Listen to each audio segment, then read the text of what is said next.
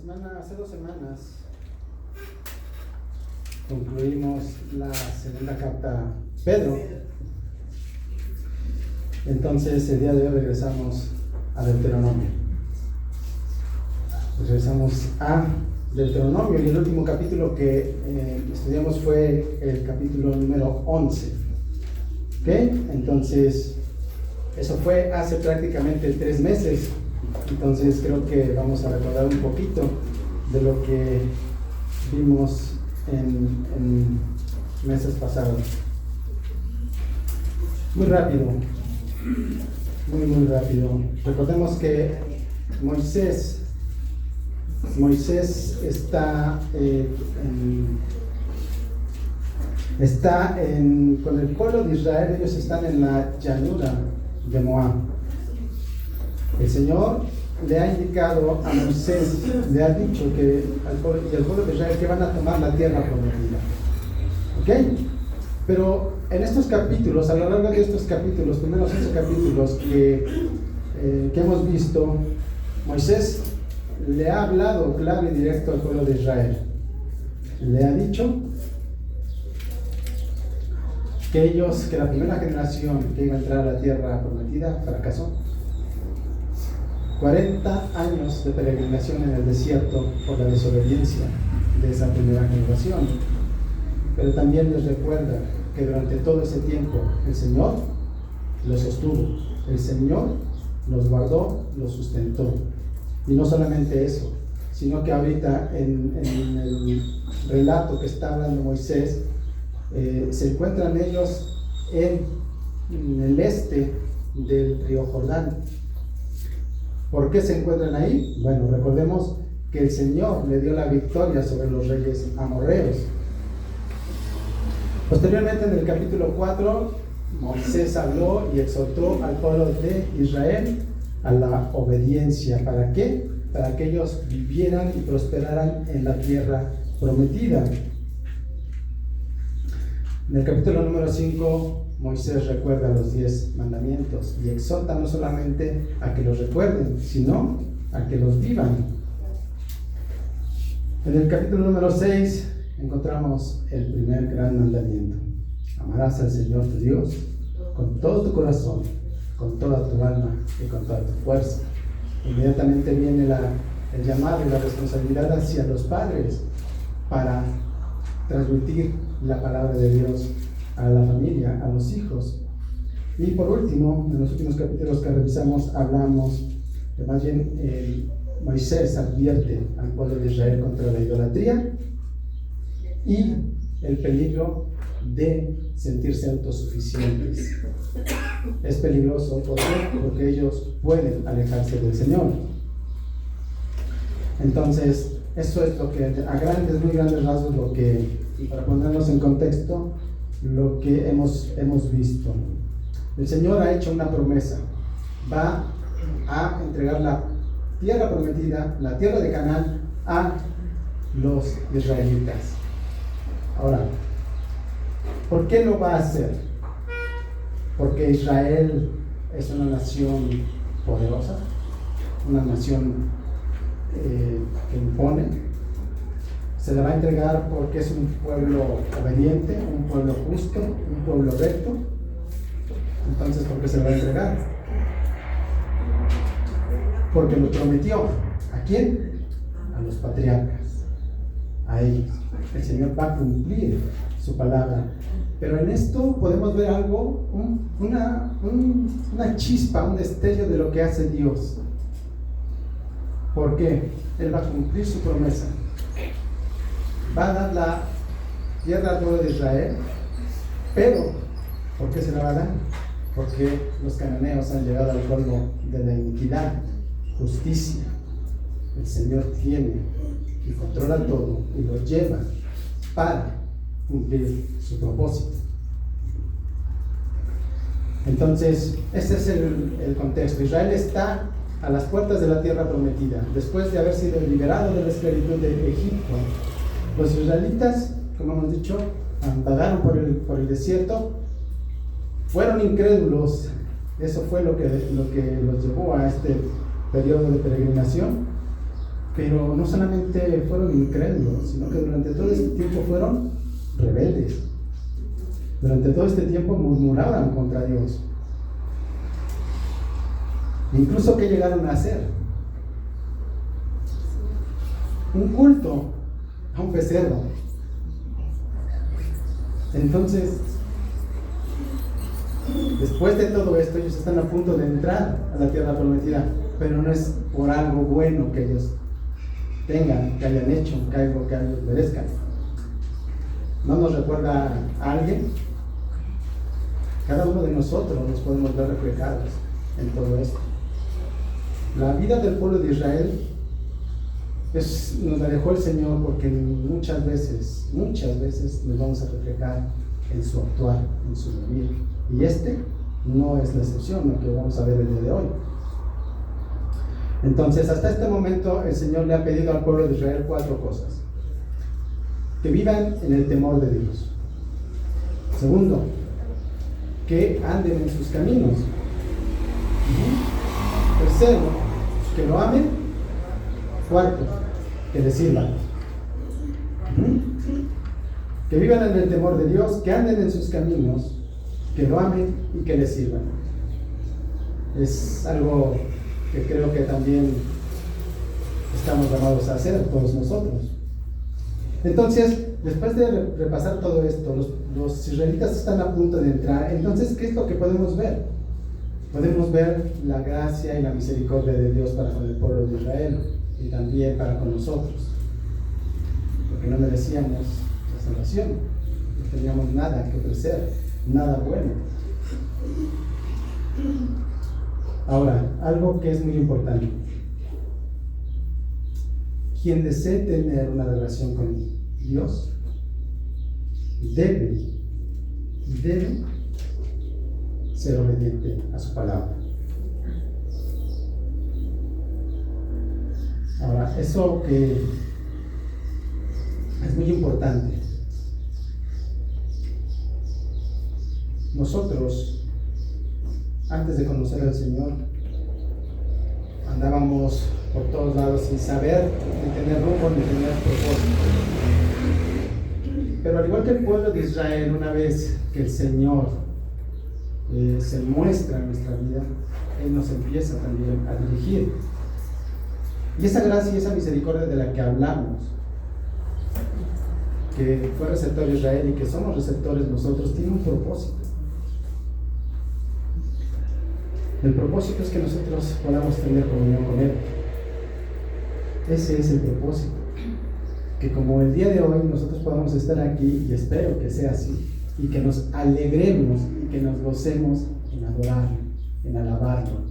Ese es el propósito de la gracia y la misericordia. Y es precisamente de lo que vamos a hablar el día de hoy. Del capítulo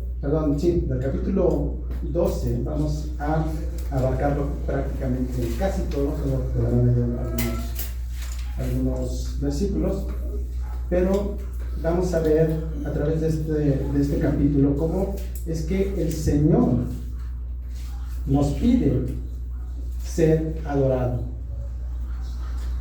Cierto, nosotros hemos recibido la fe, hemos sido liberados de la esclavitud del pecado, pero ahora ¿qué sigue?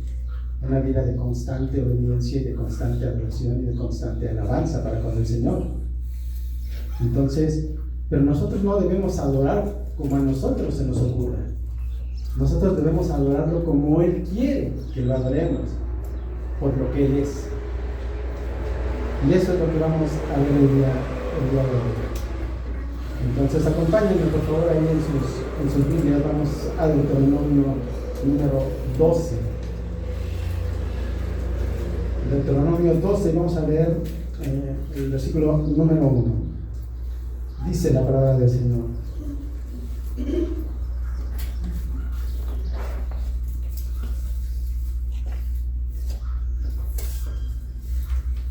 versículo número 1. Estos son los estatutos y los decretos que observarán cuidadosamente en la tierra que el Señor, el Dios de tus padres, te ha dado para que la poseas todos los días que ustedes vivan sobre su suelo. Bien, nuevamente Moisés. Una exhortación ¿a qué? A la obediencia. Estén atentos, estén vigilantes en guardar estos estatutos y estos mandamientos que les va a dar a conocer en este momento. Ahora, estas leyes vienen por un motivo, por el motivo de que van a entrar a la tierra prometida. La vida de los israelitas va a cambiar de una manera radical, y es lo que vamos a ver. Como hemos dicho ya varias veces, ellos por 40 años han estado en el desierto. Entonces, tenían una manera de vivir. Ahora van a tomar la tierra. Entonces van a prosperar, les ha dicho el Señor, si guardan sus mandamientos. Y esto, hermanos, es un hecho, porque el Señor lo ha dicho. Cuando el Señor dice algo, podemos tener la certeza de que eso se va a cumplir. Entonces, es por eso que Moisés llama a los israelitas a estar atentos, a escuchar estos mandamientos, porque van a entrar a la tierra prometida. No es por si van a entrar y deben de cumplir estos mandatos. Entonces, estos mandatos que va a pronunciar Moisés tienen un propósito ahí en la tierra prometida. Estos estatutos, estos mandatos tienen dos propósitos. El primero es que el pueblo de Israel subordine, se someta a el Señor. Segundo, también tienen como propósito apartar al pueblo de Israel de cualquier tentación de desviar la adoración a el Señor. Ahora, ¿qué podía amenazar la adoración al Señor en la tierra de Canaán? Bueno, los cananeos eran idólatras. La idolatría había llegado a un exceso en la tierra de Canaán. Es por eso que el Señor da estos decretos para guardar al pueblo de Israel de la idolatría, con el objetivo ¿de qué? De que ellos adoren al único y verdadero Dios. No hay otro. Los cananeos, como sabemos, adoraban a diversos dioses. ¿Y qué sucedió? ¿Qué sucedió con estos pueblos? En varios lugares de la Biblia vemos que la iniquidad de los cananeos había llegado, dice por ahí, al colmo. Y como leíamos hace unos momentos, como decíamos hace unos momentos, por eso el Señor los echaría de esa tierra. Vamos a Deuteronomio 9:5, donde tenemos escrito lo que ya hemos mencionado un poco. Dice Deuteronomio 9:5, le está hablando el Señor al pueblo de Israel: no es por tu justicia ni por la rectitud de tu corazón que vas a poseer la tierra, sino que por la maldad de estas naciones el Señor tu Dios las expulsará de delante de ti, para confirmar el pacto que el Señor juró a tus padres Abraham, Isaac y Jacob. El Señor vio la iniquidad del pueblo, de los pueblos cananeos, pero no solamente de los pueblos cananeos. Deuteronomio 9:6, ahí continúa: comprende pues que no es por tu justicia que el Señor tu Dios te da esta buena tierra para poseerla. ¿Por qué? Bueno, pues porque eres un pueblo terco. A ver, nuevamente, está hablando a los israelitas en este momento, pero la Escritura nos la ha dejado a nosotros. ¿Para qué? Porque es aplicable también a nosotros. Entonces, Israel era un pueblo terco. Es por eso que una y otra vez, ¿qué estaba haciendo Moisés? Exhortando a la obediencia. El pueblo de Israel era terco. Ahora nuevamente, ¿no? Eso nos hace reflexionar sobre nuestra propia condición. ¿Cómo estamos nosotros? Nosotros también sabemos que no somos salvos por nuestra justicia, como hemos dicho, por alguna obra, nada. Es por gracia. Entonces eso debemos tenerlo muy, muy claro. Pero también somos tercos muchas veces. Vamos por el camino que no debemos ir, nos alejamos del Señor. Entonces, el primer mandato que va a dar a conocer Moisés al pueblo de Israel es un mandato que todo aquel que quiera tener comunión con el Señor debe cumplir. ¿Cuál es el primer mandato? Bueno, lo tenemos ahí en Deuteronomio 12, versículos 2 al 4. Destruirán completamente todo que lugares de las naciones que desposeerán, sirven a sus dioses, porque los montes altos sobre las colinas y debajo de todo árbol frondoso demolerán sus altares, quebrarán sus pilares sagrados, quemarán a fuego sus imágenes de acera, derribarán las imágenes talladas de sus dioses y borrarán su nombre de aquel lugar. No actuarán así con el Señor su Dios. ¿Cuál es el primer mandato? El primer mandato que deben ejecutar los israelitas al entrar a la tierra prometida: destruir todos los altares idólatras en todo lugar, no dejar absolutamente nada. ¿Qué es lo primero que nosotros debemos hacer cuando entregamos nuestra vida a Cristo? Quitar todos esos ídolos que tenemos. En el momento que entregamos nuestra vida a Cristo, debemos de hacer eso. Y vamos a hablar un poco más con detalle de esto. Entonces, los cananeos tenían todos estos altares, todos estos lugares en donde ellos adoraban esos dioses falsos. Y eso era lo que podía llevar a los israelitas a la idolatría. ¿Por qué tenían todos estos pueblos antiguos todos estos ídolos? Bueno, estos pueblos no podían concebir un Dios sin verlo. Ellos tenían la necesidad de ver un Dios, por eso creaban sus ídolos sin darse cuenta que ellos eran quienes los fabricaban. Y vamos a ver con más detalle un poco sobre todo esto. Es por eso que el Señor nos dejó y puso primero. ¿Cuáles son los primeros 2 mandamientos? Acompáñenme a Deuteronomio 6, versículos 7 y 9. Deuteronomio 6, versículos 7 y 9. No tendrás otros dioses delante de mí. No te harás ningún ídolo, ni semejanza alguna de lo que está arriba en el cielo, ni abajo en la tierra, ni en las aguas debajo de la tierra. No los adorarás, ni los servirás, porque yo, el Señor tu Dios, soy Dios celoso, que castigo la iniquidad de los padres sobre los hijos y sobre la tercera y cuarta generación de los que me aborrecen. Hay un solo Dios, no hay que hacer ídolos. Ahora, antes de continuar, quisiera hacer una breve mención acerca del final de este versículo número 9 que acabamos de leer. Dice que porque yo, el Señor tu Dios, soy Dios celoso, que castigo la iniquidad de los padres sobre los hijos y sobre la tercera y la cuarta generación de los que me aborrecen. Hay otra parte en la Biblia que nos dice que el Señor no castiga en los hijos el pecado de los padres, ni viceversa. No es contradicción aquí. Y es por eso que lo quiero aclarar. A lo que se está refiriendo aquí y lo que nos quiere dar a entender el texto es que el pecado de la idolatría tiene un poder tan grande que el resultado, la consecuencia de la idolatría puede llegar hasta segunda, tercera y cuarta generación. Es el efecto del pecado, no es Dios castigando a alguien que no ha cometido idolatría. Entonces, eso es importante que nosotros lo tengamos presente. Otra cosa que también hemos mencionado ya en otras ocasiones es que el Señor nos creó con la capacidad de adorar, porque nos creó para adorarlo a Él. Pero, como sabemos, ¿qué pasó en el Edén? Cayó el ser humano.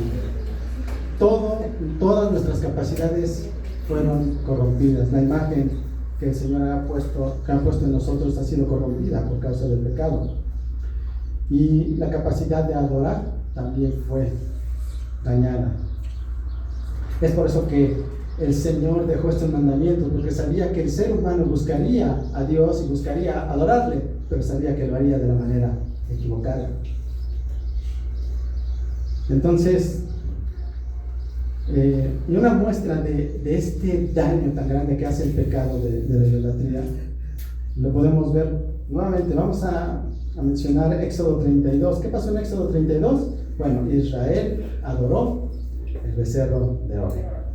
A ver, decíamos hace un momento que los pueblos cananeos habían erigido ídolos, habían construido ídolos para adorarlos, porque querían ver un Dios. Pero ¿qué hizo Israel? Israel venía del monte Sinaí. Israel vio los truenos, vio los relámpagos, vio el fuego. Y si leemos con detenimiento, cuando el pueblo de Israel se acerca a Moisés y le dice, habla tú con él. ¿Qué quiere decir esto? Que ellos habían sentido la presencia santa de Dios. ¿Y qué hicieron poco después? Un ídolo. Es por eso que es tan dañino el pecado de la idolatría. Igual los israelitas querían un Dios que pudieran ver, un Dios que pudiera tocar, un Dios que pudieran sentir. Y esto, hermanos, descubre algo que el ser humano tiene. Muy sigilosamente, el ser humano crea estos dioses con un propósito: manipularlos. ¿Por qué? Bueno, ¿qué hacían estos pueblos? Lo vamos a ver en la próxima semana. Pero ofrendaban a sus hijos, incluso a sus hijos, para obtener un favor de esos dioses. ¿Qué sucede hoy aquí en nuestro país? ¿Qué sucede? ¿Mandas? ¿Peregrinaciones? ¿Juramentos? No sé cómo se maneja eso hoy en día. Hasta donde yo sé, a una persona que tenía problemas con la bebida iba, hacía un juramento con su respectivo pago. Pero si se atravesaba una ocasión muy especial, podía ir y pedir permiso, y obviamente va otra vez el respectivo pago, ¿no? ¿Qué estamos viendo? Que todos esos ídolos pueden, el ser humano, consciente e inconscientemente, los va a querer manipular. ¿Para qué? Para tranquilizar su conciencia, porque saben lo que están haciendo en nuestro cuerpo. Ahora, tal vez digamos nosotros, bueno, nosotros no somos como los cananeos que tenían sus altares y andábamos por ahí adorando. Si alguna vez fuimos a la iglesia católica, ya no tenemos nuestras imágenes. Entonces, ¿eso quiere decir que estamos bien? ¿Por qué? Bueno, porque nosotros deberíamos de hacernos la siguiente pregunta: ¿verdaderamente Dios es el primer lugar en nuestra vida, es lo más importante en nuestra vida? Si es así, entonces estamos bien, pero si no, y estas preguntas o estas reflexiones nos sirven para eso. Cualquier cosa que tome el lugar de Dios y sus mandamientos es idolatría. Nada puede haber por encima de Dios y de sus mandatos. Nada. Ejemplo de hoy en día: la avaricia. ¿Qué es la avaricia?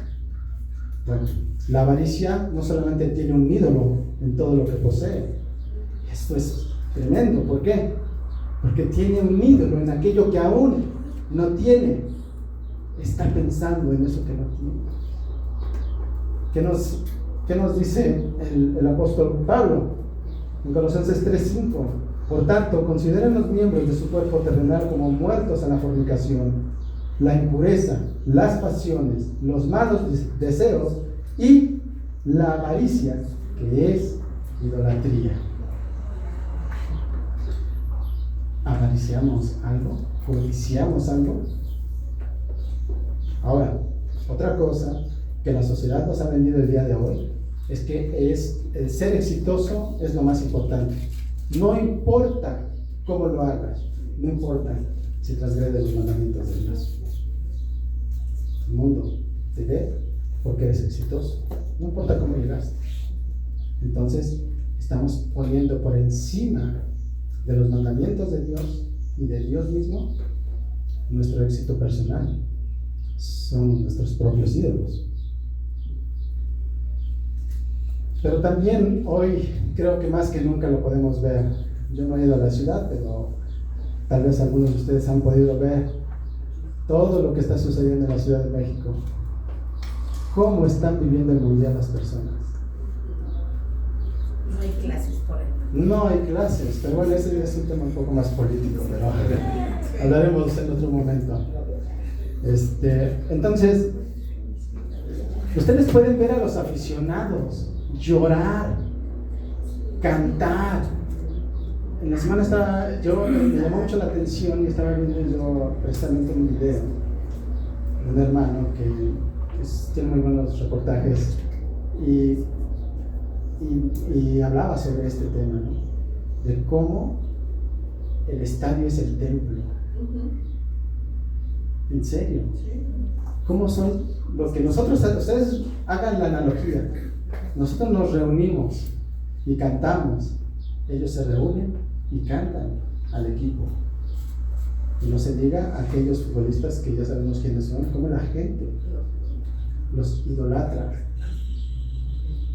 Entonces, el deporte, la afición a algo puede ser un ídolo, pero no solamente eso, sino también nuestro ocio.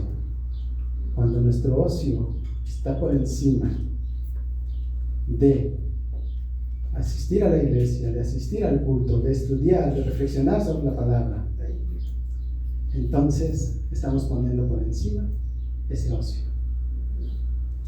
Porque como vamos a ver, el Señor nos va a hablar de cómo quiere que sea nuestra relación con Él. Entonces, cualquier cosa que lleve nuestra atención, que nos llame más que el llamado de Dios a la santidad y al culto, es idolatría. Ahora, también debemos ser claros, no se trata de religiosidad, porque esa es otra manera de ser idólatras. ¿Cómo eran los fariseos? Ellos obedecían los mandamientos de Dios, pero primero obedecían las reglas que ellos mismos habían puesto por sobre los mandamientos de Dios. Entonces, ¿qué pasaba ahí? Ellos habían puesto todas esas reglas y las cumplían. Ahora, es justo decir que en un principio era una medida para proteger que se cuidara, que se cumpliera con ese mandamiento. Pero, nuevamente, el ser humano está corrompido y todo eso desencadenó en una religiosidad. Entonces, el peligro es grande cuando se cae en la idolatría. Pero además de esto, hay otro motivo por el cual el Señor dijo que destruyeran todos esos lugares, y era evitar que la adoración, que el culto a Él, al único y verdadero Dios, se contaminara con los instrumentos o con las piedras o todo eso que ellos ocupaban para adorar a sus dioses falsos. Es por eso que en el versículo 4 de Deuteronomio 12 dice: no actuarán así con el Señor su Dios. Eso no debe hacerse. Es por eso que debemos mirar todo esto desde una perspectiva, sí, de aquella época, pero también el día de hoy. ¿Tenemos algún ídolo? ¿Hemos tirado y derribado todos esos ídolos que nosotros tuvimos o no sabemos que tenemos? Entonces, cuando sucede esto, cuando los israelitas entraran a esta nueva tierra, ellos debían de destruir todo eso, y con eso también demostrarían su lealtad al Señor, pero también su incredulidad en esos dioses falsos, porque sabían que no tendrían ningún poder sobre ellos. Entonces, una vez hecho esto, una vez que ellos habían destruido todos estos altares, ¿qué era lo siguiente a hacer? ¿Sí se dan cuenta que no podemos presentarnos delante del Señor con un montón de ídolos?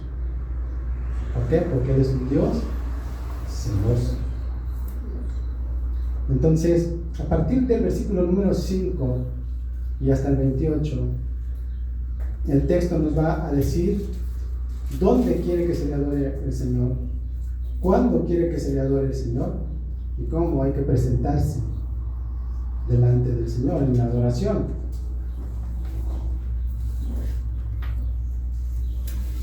En los versículos 5 al 7 se nos dice dónde adorar al Señor. Dice el versículo 5, sino que buscarán al Señor en el lugar en que el Señor su Dios escoja de todas las tribus para poner allí su nombre para su morada. Y ahí ustedes irán.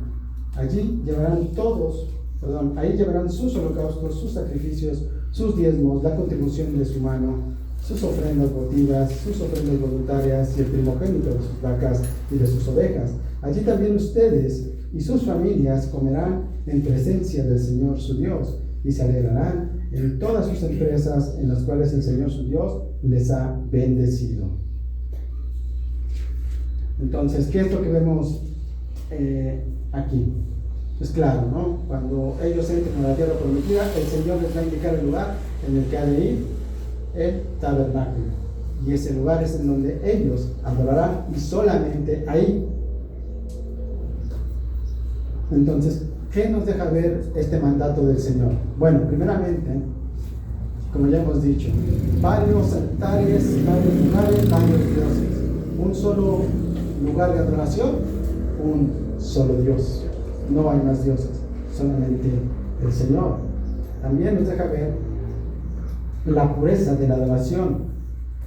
¿Por qué? Porque el Señor no iba a escoger un lugar en donde se adoraba a esos ídolos. Y esto es así. Nuestro país nos deja ver el gran error de hacer eso. ¿Ustedes saben dónde está construida la Basílica de Guadalupe? Sobre un antiguo templo. ¿Sobre qué? Sobre un antiguo templo. Sobre un antiguo templo. La iglesia en Cholula, ¿dónde está construida? ¿Sobre qué? Sobre una pirámide. Eso da pie al sincretismo. La pureza de la adoración se pierde. También el tener un solo lugar de adoración reflejaría la unidad del pueblo espiritualmente y dependiendo del Señor, solamente de Él. Ahora, ¿cómo aplicamos eso nosotros? Hoy no hay templo. Entonces, ¿cómo adoramos nosotros? Porque esto también aplica a nosotros. Hay algo importante, hermanos. El Antiguo Testamento y el Nuevo Testamento no son ajenos. Muchas cosas del Antiguo Testamento se cumplen en Cristo, pero hay otras que tienen continuidad. Obviamente vamos a verlas ahora en nuestro contexto. Ahora, bajo esto, ¿cómo adoramos nosotros al Señor? ¿Dónde? Ellos tienen un lugar, el Señor lo ha designado. ¿Dónde adoramos nosotros? En todo lugar. En todo lugar.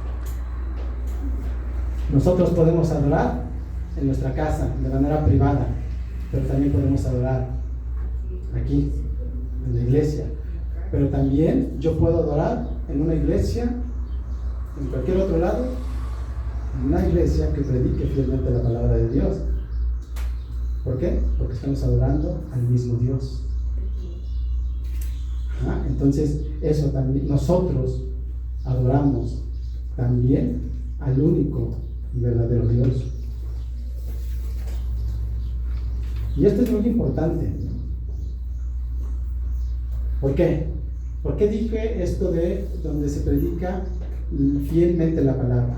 Porque los lugares en donde no se predica fielmente la palabra no se habla de Dios verdadero. No se habla. Entonces, adoras a un Dios que te estás inventando, a un Dios que no es el Dios de la Biblia. Es por eso que nosotros no enfocamos nuestra adoración a ningún objeto, a nada, porque Dios es espíritu. Ningún objeto podemos relacionarlo con la adoración a Dios. Nosotros, hermanos, tenemos que recordar siempre que somos el cuerpo de Cristo, que estamos en Cristo y que Cristo está en nosotros. Romanos 8:9. Sin embargo, ustedes no están en la carne, sino en el Espíritu. Si en verdad el Espíritu de Dios habita en ustedes, pero si alguien no tiene el Espíritu de Cristo, el tal no es de Él. Entonces, nosotros podemos adorar al Señor. Ya sabemos dónde, que es en todo lugar. Entonces, ¿qué sigue? ¿Cuándo adorar? Las instrucciones que está dando Moisés al pueblo de Israel empiezan, para saber cuándo adorar, empiezan en el versículo 8 y terminan en el 14. Vamos a leer solamente unos versículos de este pasaje.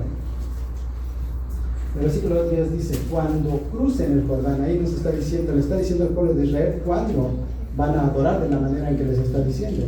Cuando crucen el Jordán y habiten en la tierra que el Señor su Dios les da en heredad, y Él les dé descanso de todos sus enemigos alrededor de ustedes, para que habiten seguros. Entonces sucederá que el lugar que el Señor su Dios escoja para morada de su nombre, allí traerán todo lo que yo les mando. Y aquí repite nuevamente: holocaustos y ofrendas. Pero el versículo 12 nuevamente: y se alegrarán en presencia del Señor su Dios, ustedes, sus hijos y sus hijas, sus siervos y sus siervas, y el levita que vive dentro de sus puertas, ya que no tiene parte ni heredad entre ustedes. Y si vamos un poco más ahí en los versículos 13 y 14, es un texto que no se refiere al cuándo y el dónde. Versículo 13: donde no ofrecer, cuídate de no ofrecer tus holocaustos en cualquier lugar que veas, sino en el lugar que el Señor escoja en una de tus tribus. Allí ofrecerás tus holocaustos y hallarás todo lo que yo te mando. Entonces le dice el lugar, pero al final le dice: y allí harás todo lo que yo te mando. Es decir, cómo debemos presentarnos, cómo debería de presentarse el pueblo de Israel. Entonces, ¿qué vemos para el pueblo de Israel? Que ellos lo que estarán aplicando, que estarán haciendo, esta adoración la estarán haciendo cuando estén en la tierra prometida, pero también cuando haya derrotado a sus enemigos, es decir, que haya paz. Ahora,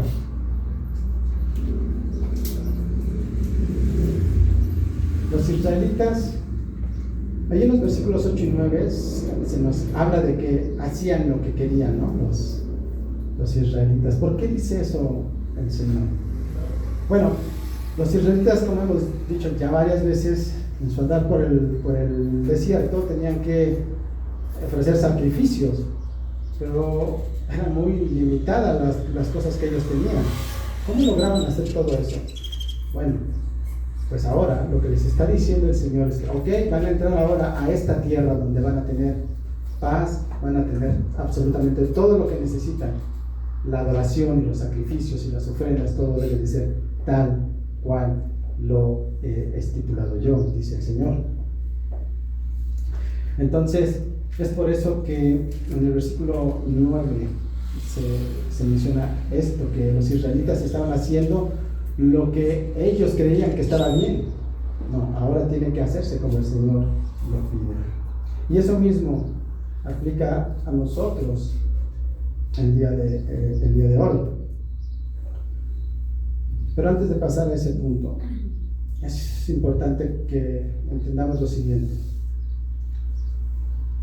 El Señor nos ha dejado su palabra, y de su palabra nos ha dejado su ley. Esa ley aplica para todo el mundo, para todas las personas, no solamente para los creyentes. Hay una sola ley, porque a través de esa ley todos seremos juzgados. Eso es importante. ¿Por qué? Porque cuando nosotros no éramos creyentes, no podíamos adorar a Dios. De hecho, éramos sus enemigos. Entonces nos era imposible. Pero ¿qué sucede cuando el Señor nos da la fe? Cuando el Señor nos da la fe, es como si nosotros pasáramos el Jordán. que el pueblo de Israel va a pasar. Porque ahora, una vez que hemos sido receptores de esa fe, podremos adorar al Señor. El pueblo de Israel, hasta que no pase, no podrá adorar al Señor como Él quiere que se le adore. Entonces el Señor nos da esa fe para poder nosotros adorarle. Pero ¿qué es lo primero que tenemos que hacer a partir de ese momento? Someternos a la voluntad de Dios. Eso es lo primero que debemos hacer. Y eso significa obediencia a todos sus mandamientos. Porque la adoración también se refleja en la obediencia. Ahora, ¿cuándo? Estábamos hablando de cuándo. ¿Cuándo debemos adorar a Dios? ¿Cuándo debemos obedecer a Dios? Pues todos y cada uno de los días de nuestra vida, una vez que hemos recibido esa fe, porque antes ni lo sabíamos, que no es excusa, como sabemos. Ahora, debe ser nuestra obediencia todos y cada uno de los días de nuestra vida. Y otra cosa importante, debemos obedecerlos tal cual Él nos los ha dado, porque a veces somos muy creativos, ¿no? Y los obedecemos como me conviene o cuando me conviene. Cuando no, no. Entonces, ¿cuándo debemos obedecer al Señor?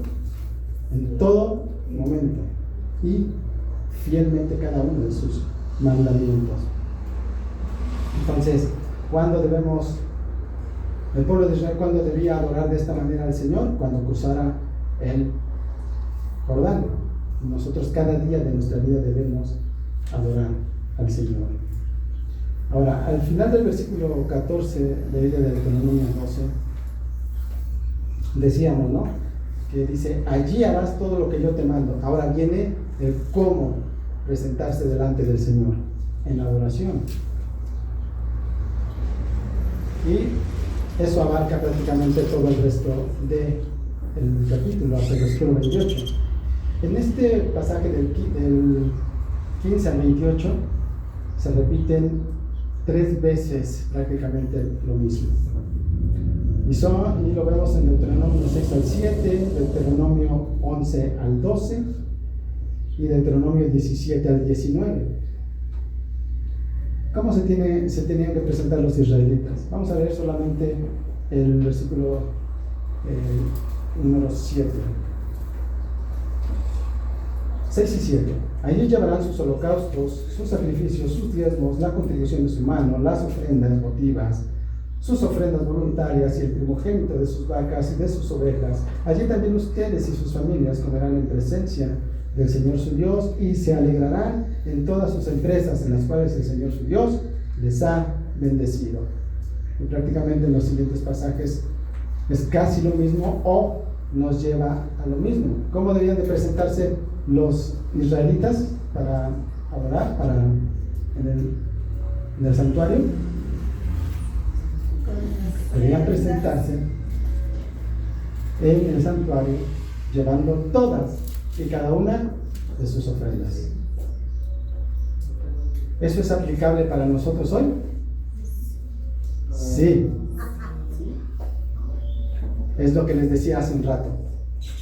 El Antiguo Testamento y el Nuevo Testamento están unidos, no son separados. Cristo vino y cumplió algo, pero hay continuidad en otras cosas.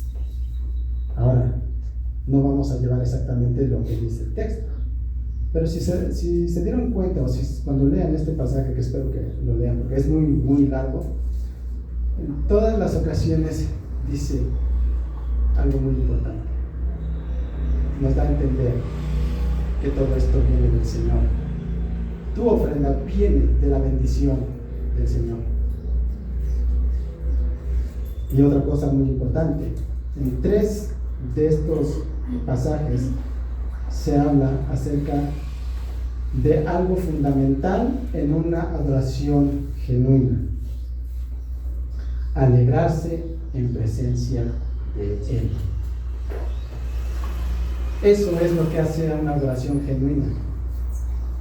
Cuando nosotros venimos aquí, o cuando estamos en casa y nos presentamos delante del Señor y le adoramos, debe de ser de algo que viene de nuestro corazón. Debemos alegrarnos en poder alabarlo y exaltarlo.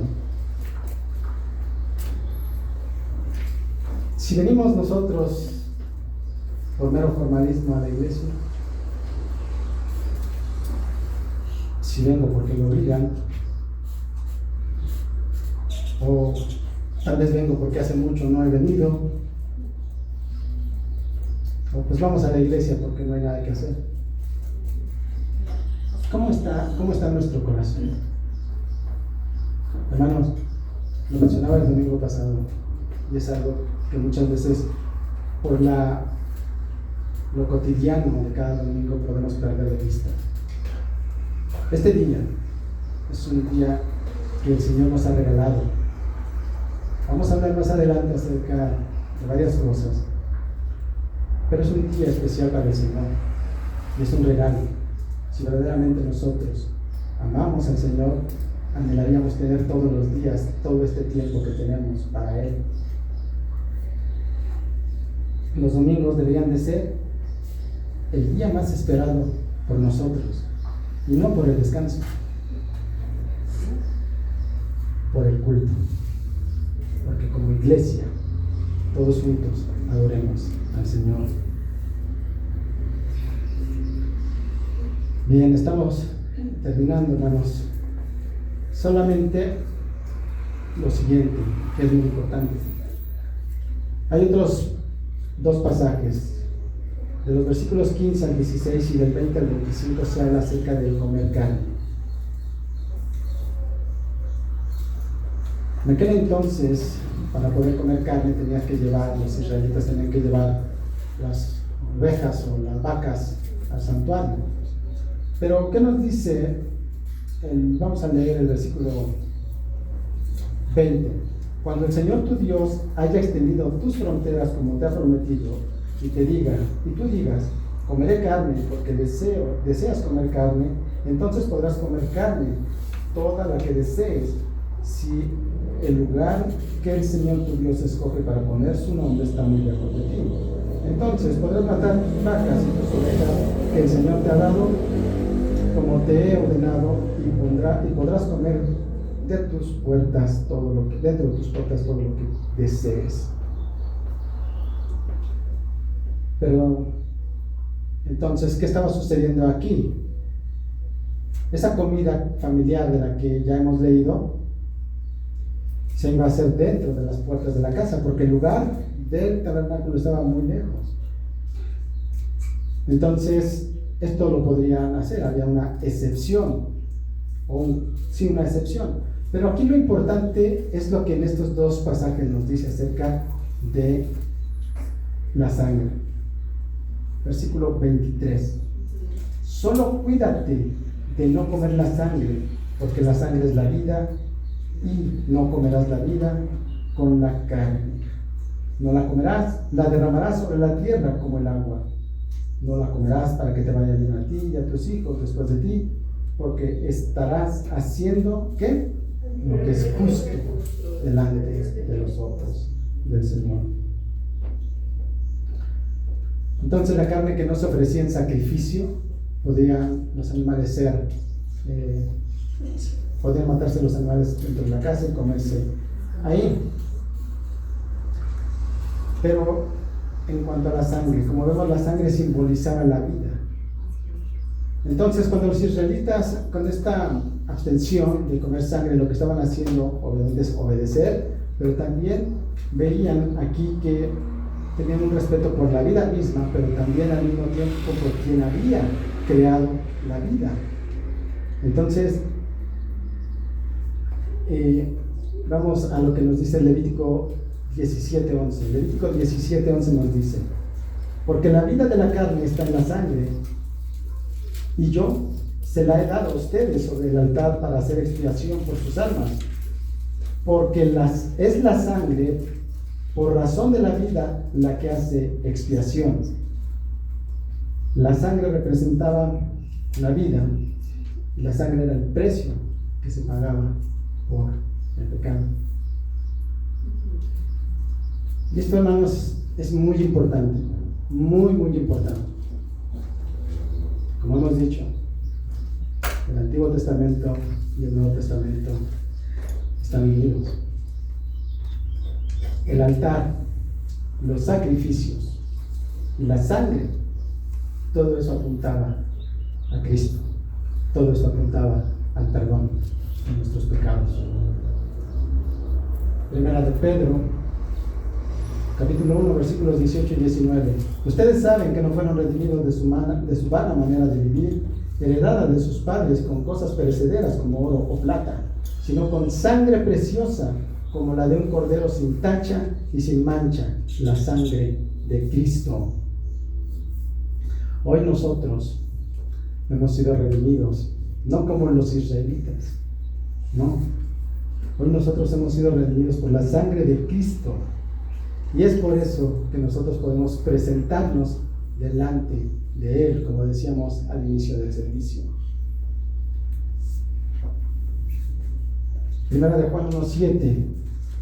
Pero si andamos en la luz, como Él está en la luz, tenemos comunión los unos con los otros, y la sangre de Jesús, su Hijo, nos limpia de todo pecado. La sangre de Cristo nos ha limpiado de una manera que no podríamos imaginar. Hebreos 9, del 11 al 12. Pero cuando Cristo apareció como sumo sacerdote de los bienes futuros, a través de un mayor y más perfecto tabernáculo, no hecho con manos, es decir, no de esta creación, entró al lugar santísimo una vez y para siempre, no por medio de la sangre de machos cabríos y de becerros, sino por medio de su propia sangre, obteniendo redención eterna. Ese es el sacrificio de Cristo. Entonces, acabamos de ver ahora de qué manera deberíamos de presentarnos nosotros en adoración al Señor. Entonces, vamos a terminar. ¿Dónde debemos nosotros adorar a Dios? En todo lugar. ¿Cuándo? Siempre. ¿Y cómo debemos presentarnos en esta adoración? Alegres, en familia y con nuestras ofrendas. El capítulo número, si no me recuerdo, 14, va a hablar de eso, de las ofrendas. Y ahí hay mucho tema, ¿no? Pero entonces, todo esto, como podemos ver, aplica para nosotros hoy en día. ¿Por qué? Porque, como hemos dicho, por el sacrificio de Cristo hoy podemos adorar a Dios en todo lugar. Por el sacrificio de Cristo hoy podemos adorar a Dios en todo momento. Por el sacrificio de Cristo podemos adorar a Dios presentándonos nosotros como sacrificios vivos, como dice el apóstol Pablo, muriendo al pecado. Por la fe en Cristo podemos presentarnos delante de Dios y adorarlo. ¿Cómo nos vamos a presentar delante de Dios después de haber sido limpiados por la sangre de Cristo? El apóstol Pablo nos dice, Gálatas 3, 26, 27, pues todos ustedes son hijos de Dios mediante la fe en Cristo Jesús, porque todos los que fueron bautizados en Cristo, de Cristo se han revestido. Así nos presentamos delante del Señor por la fe y el sacrificio de nuestro Señor Jesucristo. Por la fe de Cristo, en Cristo. Hoy, hermano, tú y yo podemos adorar al Señor como Él quiere ser adorado, en espíritu y en verdad. Es un privilegio, es un regalo que Él nos ha dado, así que vivámoslo en todo lugar, en todo momento, con nuestras ofrendas de gratitud al Señor. Padre, gracias, Señor, por tu palabra, porque nos refleja, Señor, nuestra condición, pero también nos deja ver, Señor, tu gracia y tu misericordia. Nos deja ver la necesidad que tenemos de ti. Ayúdanos, Señor, a que nuestra adoración sea una adoración genuina, una adoración que te honre y que te glorifique. Gracias, Señor, por tu Hijo. Gracias por la salvación que nos has dado. En el nombre de Cristo Jesús.